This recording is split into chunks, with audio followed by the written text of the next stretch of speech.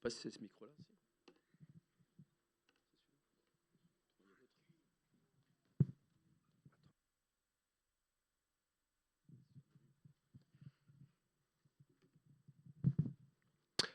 Bonjour à tous, chers frères et sœurs.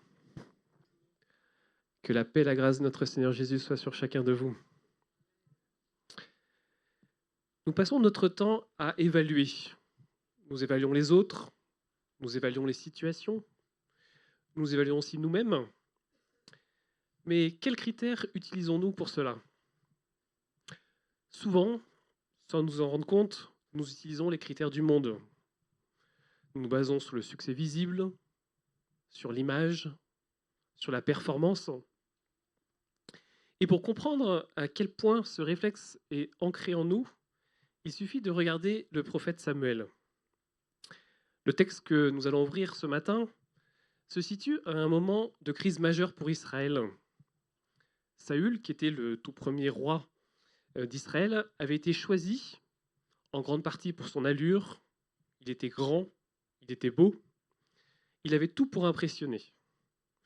Mais il avait accumulé les désobéissances et Dieu avait fini par le rejeter. Le prophète Samuel était dévasté par cet échec. Il avait cru en Saül, il avait mis son espoir en lui. Et c'était donc avec un cœur lourd et encore marqué par cette déception que Dieu l'avait envoyé à Bethléem chez un homme nommé Isaïe pour oindre un nouveau roi. Imaginez l'état d'esprit de Samuel. Il obéit à Dieu, il y va avec ses propres lunettes, il a une idée très précise de ce à quoi un bon roi doit ressembler. Il a connu Saül, un roi qui attirait les regards, et sans s'en rendre compte, il est resté prisonnier de ce critère. Il cherche quelqu'un qui en impose. La séance a commencé, Isaïe a fait défiler ses fils, et il y a le premier fils, Eliab, qui est rentré en scène. Il est grand, majestueux, il a la posture d'un chef militaire, il a le charisme visible, la tête de l'emploi, comme on dit. Et immédiatement, le vieux réflexe de Samuel se déclenche. En le voyant, il se dit « Ah, c'est forcément lui ». Dans sa tête, tout colle. Voilà exactement le profil que j'imaginais. Samuel est prêt à refaire la même erreur, choisir l'emballage plutôt que le contenu, le trône qui brille plutôt que le cœur qui obéit. Et c'est à ce moment précis, alors que Samuel s'apprête à sortir sa corne d'huile, que Dieu l'arrête net. Et pour briser ce réflexe humain, il lui dit, dans 1 Samuel chapitre 16, verset 7, « L'Éternel dit à Samuel, ne prends point garde à son apparence et à la hauteur de sa taille, car je l'ai rejeté. L'Éternel ne considère pas ce que l'homme considère. L'homme regarde à ce qui frappe les yeux, mais l'Éternel regarde au cœur. » Dieu nous invite ce matin à faire ce même cheminement. Il nous appelle à quitter la superficialité pour entrer dans l'authenticité divine. Laissez-moi vous présenter notre thème de ce matin. De l'apparence à la vérité, le cœur selon Dieu. Et ensemble, découvrons ce que Dieu voit vraiment lorsqu'il nous regarde et comment ce regard de vérité peut nous libérer. Revenons sur l'erreur de Samuel. Samuel n'est pas un prophète débutant.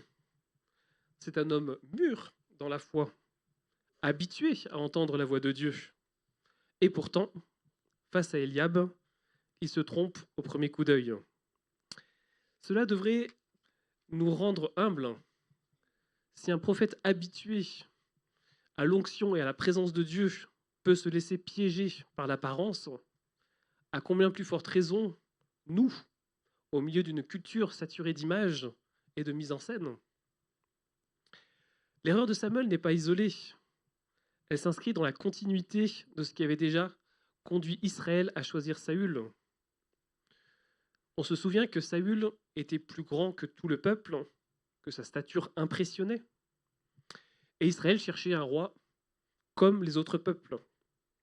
Un roi que l'on pouvait montrer, un roi qui en impose. Il regardait la couverture et pas le contenu du livre. Il voulait un trône qui brille et pas nécessairement un cœur qui obéit. Et Samuel devant Eliab a reproduit exactement le même schéma. Il a l'air d'un roi, donc ce doit être un roi. C'est le réflexe naturel du cœur humain. Confondre ce qui frappe les yeux avec ce qui a de la valeur. Et aujourd'hui, l'apparence ne se limite plus à la taille physique ou au physique tout court. Ce que nous pourrions appeler le sahulisme moderne peut se décliner sous différentes formes. Ça peut être le succès matériel, le montant que nous avons dans notre compte en banque, le style de vie que nous menons, la marque de vêtements que nous portons, les destinations de vacances où nous allons. Ça peut être aussi la réussite professionnelle, le poste que nous avons, les réseaux auxquels nous appartenons, l'image idéale que nous construisons. Ça peut être aussi la performance visible, le nombre de vues, de likes dans les réseaux sociaux, le nombre de followers. Ça peut être aussi la taille du ministère, l'élégance du discours. Et ça peut être aussi le masque social et spirituel, l'image d'une famille idéale, d'une vie chrétienne sans faille, d'une foi toujours plus forte. Nous sommes évalués sur ces choses et nous évaluons aussi souvent les autres, parfois sans le dire, mais en le pensant.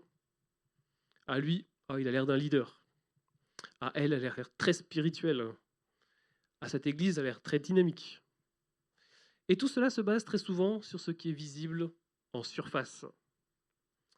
Alors lorsque Dieu dit « Ne prête pas l'attention à son apparence, car je l'ai rejeté », ce n'est pas le physique en soi qu'il condamne. Dieu n'est pas contre la beauté, ni contre les dons, ni contre la prestance. Ce qu'il rejette, c'est la superficialité érigée en critère ultime. Ce qu'il rejette, c'est un cœur qui n'est pas aligné avec lui, même si l'enveloppe est impressionnante. De manière pratique, nous, où investissons-nous le plus de temps et d'énergie? Est-ce dans l'entretien de notre façade ou dans la formation de notre caractère? Passons-nous plus de temps devant le miroir de la salle de bain ou devant le miroir de la parole de Dieu? Sommes-nous plus préoccupés par ce que les gens pensent de nous ou par ce que Dieu voit en nous? Dieu désire nous libérer de cette prison où notre valeur dépend d'une comparaison permanente. Tant que nous cherchons à correspondre au protocole des hommes, nous resterons esclaves de l'apparence. Le regard de Dieu, lui, nous libère parce qu'il cherche la vérité intérieure et pas la mise en scène. La seconde partie du verset que nous avons lu, c'est une clé spirituelle. L'Éternel regarde au cœur. Le cœur dans la pensée biblique, ce n'est pas seulement le siège des émotions, c'est le centre de la personne. C'est là où se décident les choix, c'est là où se construisent les pensées, c'est là où se forgent les intentions. Quand Dieu regarde au cœur, il ne fait pas une simple photographie, il réalise un scanner complet de qui nous sommes vraiment. Dieu voit les motivations profondes. Pourquoi nous servons? Pourquoi nous donnons? Pourquoi nous prions? Dieu voit les pensées cachées, ce que nous nourrissons quand personne ne nous observe. Dieu voit également le caractère réel, la manière dont nous réagissons dans le secret, dans les frustrations, dans les épreuves. Tandis que l'homme, lui, se focalise sur ce qu'on peut montrer, les gestes visibles, ce qui fait bien extérieurement. Il se focalise sur ce qui impressionne, la façade, les résultats, les chiffres, la performance. L'homme se focalise sur ce qui se voit, ce qui se passe sur la scène, dans la réunion, sur les réseaux sociaux. Dieu, lui, se focalise sur l'intention, sur l'esprit dans lequel nous faisons les choses. Dieu se focalise sur la fondation, sur l'humilité, l'honnêteté, la vérité intérieure. Dieu se focalise sur la motivation. Est-ce l'amour, l'obéissance ou la recherche de soi et de la gloire personnelle qui nous motive? Jésus confirmera cela en disant que c'est du cœur que sortent le bien comme le mal. C'est pourquoi Dieu ne se contente jamais de ce qui se fait. Il s'intéresse à pourquoi c'est fait et avec quel esprit. Deux personnes peuvent accomplir le même acte, donner la même somme d'argent, chanter le même chant, prêcher la même prédication, et Dieu ne les regardera pas de la même manière, parce que le cœur, lui, est différent. C'est à la fois une immense consolation, mais aussi un défi. C'est une consolation parce que si tu sers Dieu dans l'ombre, sans reconnaissance humaine, ton Père voit dans le secret, rien n'est perdu, rien n'est oublié. Mais c'est aussi un défi, parce que si tu fais des choses très visibles, mais avec un cœur rempli de ressentiment, d'orgueil ou de recherche de toi-même, Dieu ne se laisse pas impressionner par la scène. Dieu valorise plus un acte simple, fait avec un cœur vrai, qu'une prouesse spectaculaire accomplie pour être vue. Un verre d'eau donné par amour pèse plus lourd dans le scanner de Dieu qu'un grand discours prononcé pour se montrer. Si l'homme regarde à l'apparence, cela produit dans nos cœurs une grande pression. La peur du regard de l'autre. Beaucoup de chrétiens, même sincères, vivent sous cette tyrannie invisible. La crainte d'être jugé, de ne pas être assez, la peur de décevoir, de ne pas correspondre aux attentes. Alors on enfile des masques, on se fabrique une image, même spirituelle, on cache ses luttes et ses faiblesses par peur d'être rejeté. On exagère ses victoires pour paraître spirituel. On évite la transparence par peur du scandale ou de la critique. Le problème, c'est que plus le masque s'épaissit, plus le cœur s'éloigne de la vérité. On finit par ne plus savoir qui l'on est réellement devant Dieu. On joue un rôle devant les autres et parfois même devant soi-même. Le regard de Dieu est le seul qui puisse briser ce masque sans nous détruire. Car Dieu voit déjà tout. Il n'apprend rien quand nous confessons.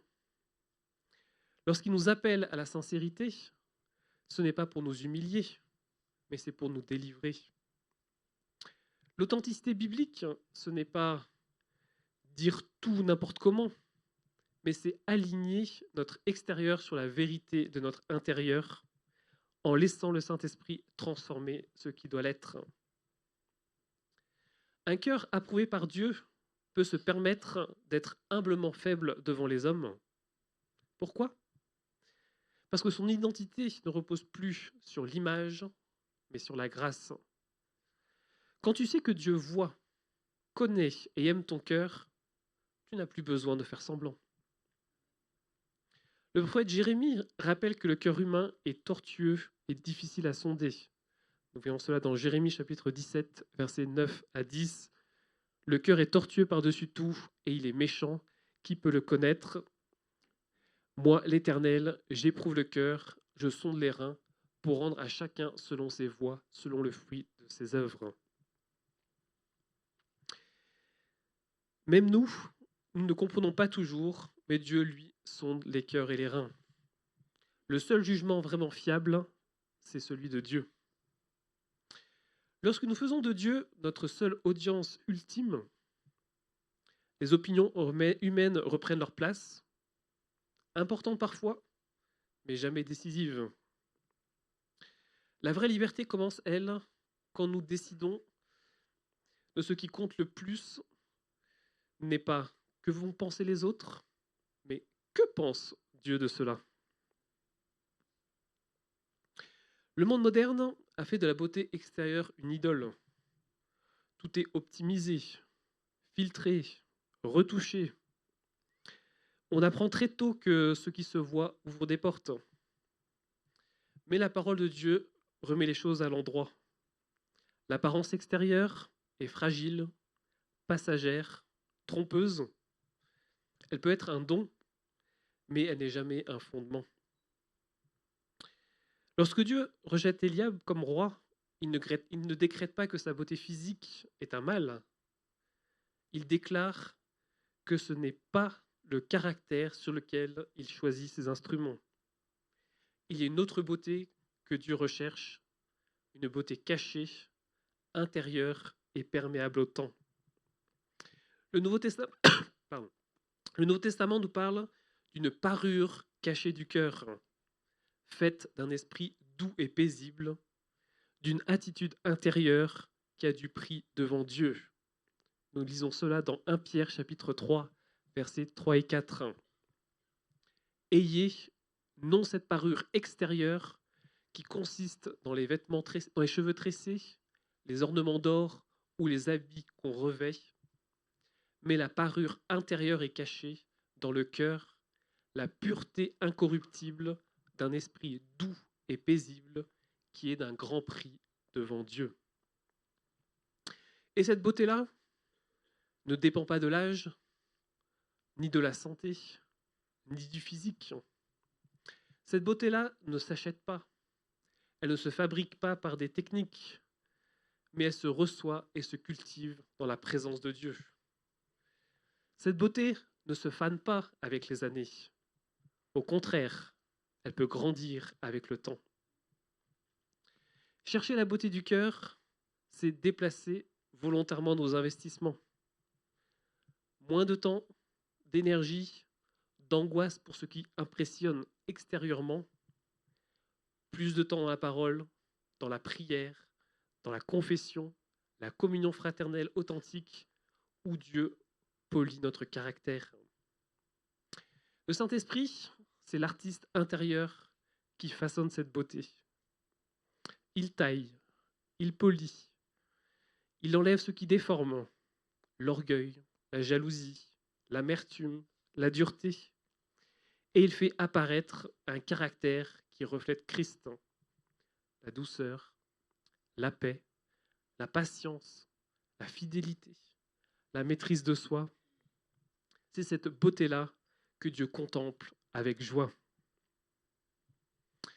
Revenons à la scène de 1 Samuel chapitre 16. Tous les fils éligibles d'Isaïe sont passés. Chacun à sa manière avait sans doute quelque chose qui pouvait plaire humainement. Mais à chaque fois, Dieu dit à Samuel, ce n'est pas lui.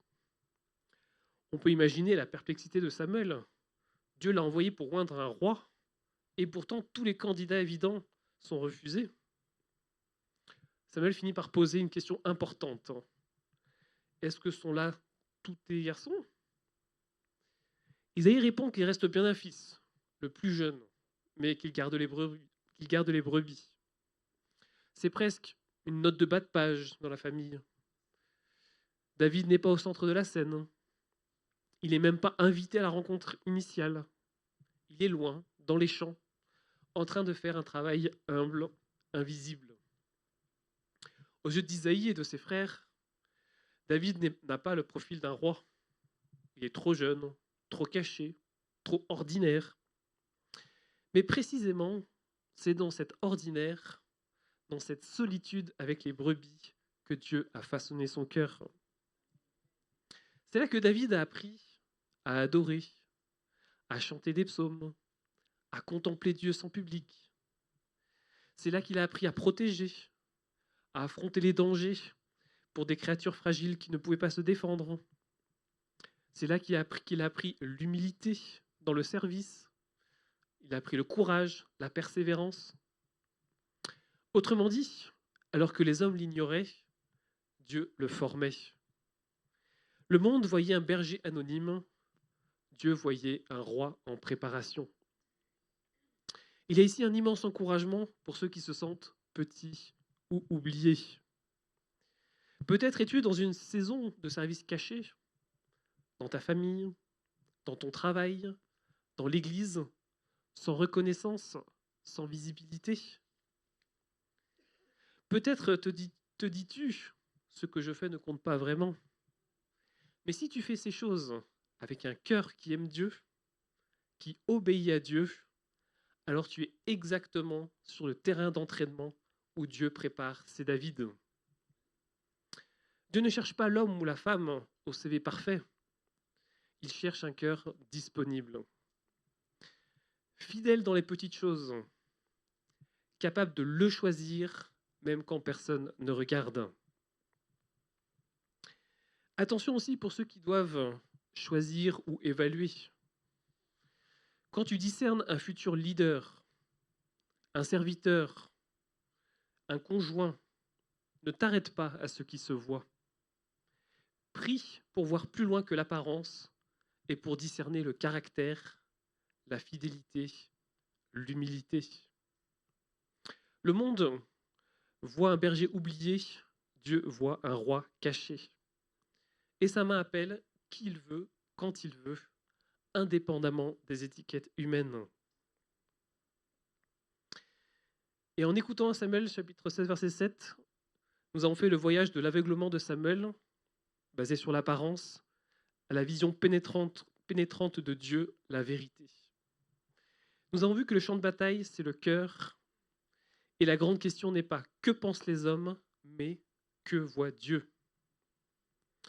Le regard de Dieu nous conduit à la vérité sur 3 cœurs. La vérité sur le cœur des autres que nous jugeons. Combien de fois avons-nous classé, catalogué, minimisé quelqu'un à partir de son apparence, de son histoire, de ses faiblesses visibles? Ce texte nous appelle à la repentance. La personne qui semble faible, insignifiante à nos yeux, pourrait bien être un David en formation dans le regard de Dieu.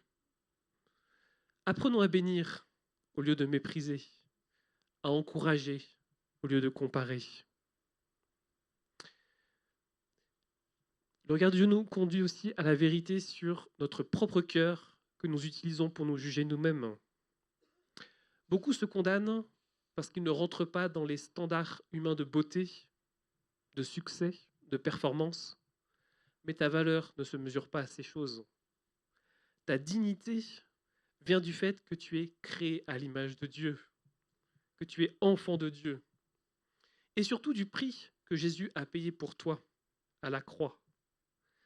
Si le Fils de Dieu a jugé que tu valais sa vie, qui es-tu pour te déclarer sans valeur parce que tu ne corresponds pas aux critères du moment? Et le regard de Dieu nous conduit aussi à la vérité dans le cœur parfait de Jésus-Christ. Si Dieu regarde au cœur, alors une question terrifiante surgit. Qui peut tenir? La Bible affirme qu'il n'y a pas de juste, pas même un seul. Aucun de nous ne peut se présenter devant Dieu en disant « Mon cœur est parfaitement pur, irréprochable ». La bonne nouvelle, c'est que Dieu ne nous laisse pas là. Il commence par révéler sa loi, sa parole, son esprit nous montre que le vrai problème n'est pas dehors, mais dedans. Ensuite, Jésus nous promet un remplacement, un cœur nouveau, un esprit nouveau par l'action du Saint-Esprit lorsque nous mettons notre foi en Jésus. Lisons ensemble Ézéchiel chapitre 36, versets 26 et 27. « Je vous donnerai un cœur nouveau et je mettrai en vous un esprit nouveau. J'ôterai de votre corps le cœur de pierre et je vous donnerai un cœur de chair. Je mettrai mon esprit en vous et je ferai en sorte que vous suiviez mes ordonnances et que vous observiez et pratiquiez mes lois. » Et enfin, il nous donne un rédempteur au cœur parfait. Jésus a vécu avec un cœur parfaitement pur, parfaitement obéissant. Il est mort pour notre cœur coupable et lorsque nous sommes unis à lui par la foi, Dieu nous regarde à travers le cœur de son Fils. Alors si Dieu regarde au cœur, la solution n'est pas d'essayer de faire semblant d'avoir un bon cœur. La solution, c'est de lui apporter le nôtre tel qu'il est, parfois brisé, confus, parfois partagé, et de lui dire « Seigneur, je te le donne, change-le, donne-moi ton cœur. » Un des plus grands obstacles à une vie où Dieu regarde au cœur, c'est le refus de la confession. Le monde nous dit, ne confesse pas ce péché, garde-le pour toi. Et si les autres l'apprenaient, que penseraient-ils? Le monde nous pousse vers le secret, vers la dissimulation, vers les masques épais. Mais Dieu dit l'inverse dans Jacques chapitre 5, verset 16. Confessez donc vos péchés les uns aux autres et priez les uns pour les autres afin que vous soyez guéris. La prière fervente du juste a une grande efficace. La confession n'est pas une humiliation, c'est une libération. On croit souvent que se confesser, c'est s'abaisser, perdre de la valeur, perdre de l'estime. Mais dans le royaume de Dieu, la confession est un acte de courage, d'humilité et de vérité. La confession fait tomber les murs de la honte, elle brise l'emprise du péché et elle ouvre la porte à la guérison intérieure. Et je repensais à cette situation où un jeune homme était venu me voir, il m'avait confessé plusieurs péchés, et ce que j'ai le plus retenu de lui, et ce qui m'avait marqué, c'était son courage et son humilité d'être venu me voir plutôt que les péchés qu'il avait faits. Dieu ne nous demande pas de confesser pour nous écraser, mais pour nous guérir. Le silence entretient la blessure, mais la lumière la guérit. Tant que tu caches ton péché, tant que tu le nourris, tant que tu refuses de le dire, il t'emprisonne. Mais dès que tu le confesses, tu le déplaces de l'ombre à la lumière, et la lumière dissout les chaînes. Le monde te dit, garde la face, sauve ton image. Mais Dieu dit, sauve ton âme. Laisse-moi restaurer ton cœur. L'humilité, c'est la clé d'un cœur transparent. Et un cœur transparent est un cœur que Dieu peut remplir. La confession n'est pas seulement un acte personnel, c'est un acte communautaire. Jacques ne dit pas confesse tes péchés à Dieu uniquement, même si cela est essentiel. Il dit confessez vos péchés les uns aux autres. Cela montre que Dieu nous a placés dans une famille spirituelle où nous devons marcher dans la vérité ensemble. Dans l'Église primitive, la confession était normale, régulière, pratiquée. Elle crée une culture de vérité, de lumière, de restauration. Aujourd'hui, nous avons parfois transformé l'Église en un lieu où chacun doit avoir l'air parfait, où l'on se présente comme des chrétiens victorieux 24 heures sur 24. Mais cette façade étouffe les cœurs et tue la croissance spirituelle. L'Église devrait être l'endroit le plus sûr au monde pour dire la vérité sur soi-même. Pas un tribunal où on condamne, mais un hôpital où on guérit. Pas une scène où on joue un rôle, mais une maison où l'on se relève. Quand tu confesses à un frère ou à une sœur mature, ce n'est pas pour recevoir une condamnation, mais une prière, un soutien, une marche ensemble vers la vérité. La confession ouvre la porte à l'intercession. Priez les uns pour les autres afin que vous soyez guéris. Une église où l'on ne confesse plus est une église où l'on ne guérit plus. Une église où l'on confesse ensemble est une église où Dieu agit puissamment dans les cœurs. La confession n'est pas seulement une reconnaissance du péché, c'est une étape de transformation. Elle dit à Dieu, je veux changer, je veux être libre, je veux marcher dans la vérité. Elle ouvre un espace où le Saint-Esprit peut travailler profondément. Beaucoup de chrétiens vivent dans le cycle culpabilité, silence, condamnation, découragement. Mais la confession vient casser ce cycle. Elle transforme la culpabilité en repentance, le silence en vérité, la condamnation en pardon et le découragement en restauration. Chaque confession, c'est un coup de marteau sur les chaînes spirituelles. Chaque parole de vérité prononcée brise un mensonge que l'ennemi essayait de maintenir dans ton cœur. Chaque acte d'humilité attire la grâce. La Bible nous dit que Dieu résiste aux orgueilleux, mais il fait grâce aux humbles. C'est dans Jacques chapitre 4, verset 6. Il accorde au contraire une grâce plus excellente, c'est pourquoi l'Écriture dit « Dieu résiste aux orgueilleux, mais il fait grâce aux humbles ». La confession n'est pas un acte ponctuel, mais plutôt un style de vie. Un cœur confessant est un cœur souple, tendre, enseignable. Dieu peut le façonner, le changer, le rapprocher de celui qui a le cœur parfait, qui est Jésus.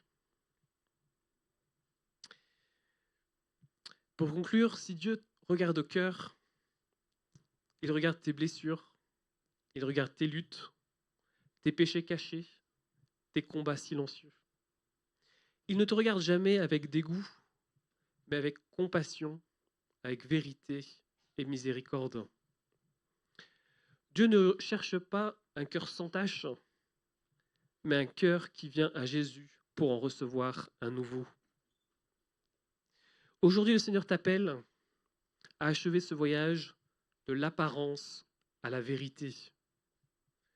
Il ne s'agit pas d'une théorie, mais d'un choix quotidien. Je vous propose 3 actes concrets pour vivre cette semaine dans la vérité de votre cœur devant Dieu. Tout d'abord, la prière pour le cœur transparent.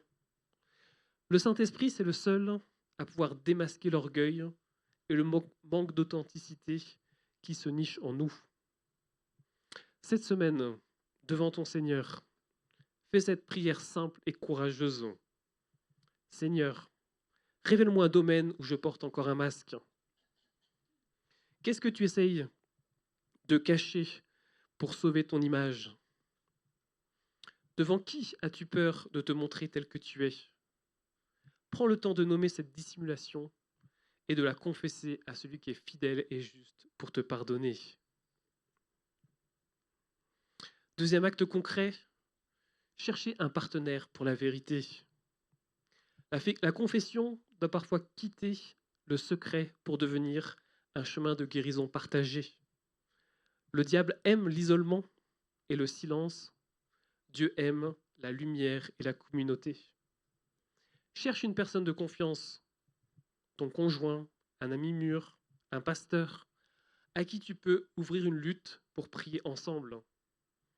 Partager ta vérité, c'est briser la chaîne de la honte et permettre à la grâce de Dieu d'entrer par la porte de l'humilité. Et troisième acte concret, engagez-vous devant le miroir du cœur. Pour connaître la vérité sur ton cœur, sur notre cœur, nous devons nous placer devant l'unique miroir fiable, qui est la parole de Dieu. L'Écriture ne ment pas, elle expose nos pensées et nos motivations. Engage-toi cette semaine à investir un temps quotidien dans la parole, comme miroir du cœur. Lis un psaume ou une épître chaque jour. Demande au Seigneur de t'éclairer. Seigneur, que me révèle ta parole sur la condition de mon cœur aujourd'hui? C'est ainsi que Dieu forme des David dans l'humilité, dans la vérité, dans la transparence. C'est ainsi que Dieu élève ceux qui se confient en lui. Que chacun de nous puissions dire, Seigneur, voici mon cœur, regarde-le, nettoie-le, transforme-le et fais-en un cœur selon le tien. Amen. Prions ensemble. Oui, Seigneur notre Dieu,